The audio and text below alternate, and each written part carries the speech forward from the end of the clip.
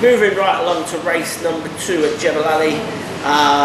We've already found out horse number 13 isn't running. He's a non-runner already, and horse number 13, Stand Glory. Stand Glory does not run in this race. I won't be tipping him. That's right. Interesting race because there's some UAE newcomers on here with pretty decent form. There's a few horses that aren't new to the UAE but have never run at Jebel Ali. Sure. There's a few of Drubas that train at Jebel Ali, but he's never run them at the track, so he obviously doesn't think they like it.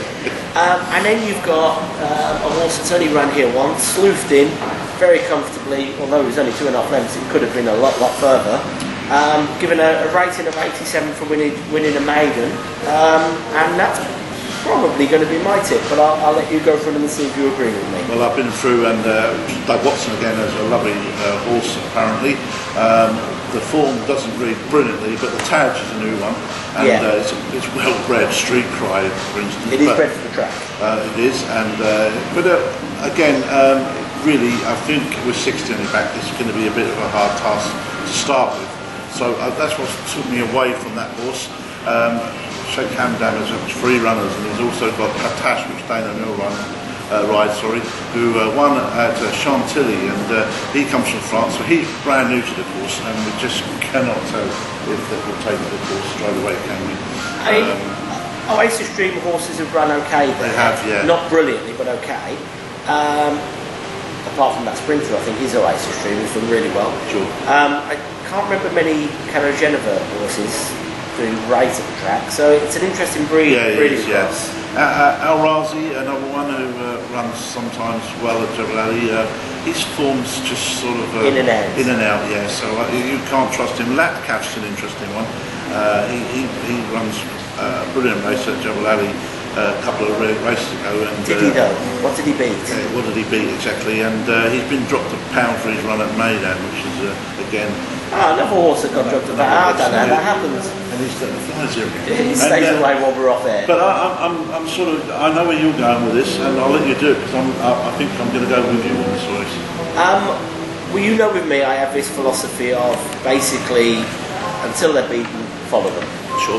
Especially if the horses, as Frobisher is, that did very well for us. And obviously, I had a little punt on him that day as well because I like the breeding of him. I do. You've pointed out the Taj. I do like the breeding of the Taj. Yeah. But they're both by Street Cry. Yeah, they're both by Street Cry.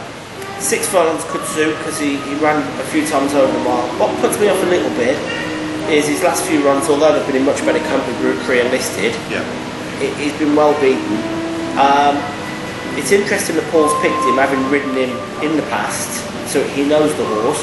But Doug's a trainer that brings him on a little bit, and I think he might improve for this run. Yeah, I do, yeah. So I ended up going for Frobisher. I just felt I'll stick with him. Didn't he win well? Yeah. And Satish Seymour is in massive form. And, I mean, you've got to have a say for Doasa though. The way he ran last time, he's got the same kid on board. It's the same Russian run. The difference is he was caught last time by Funnian.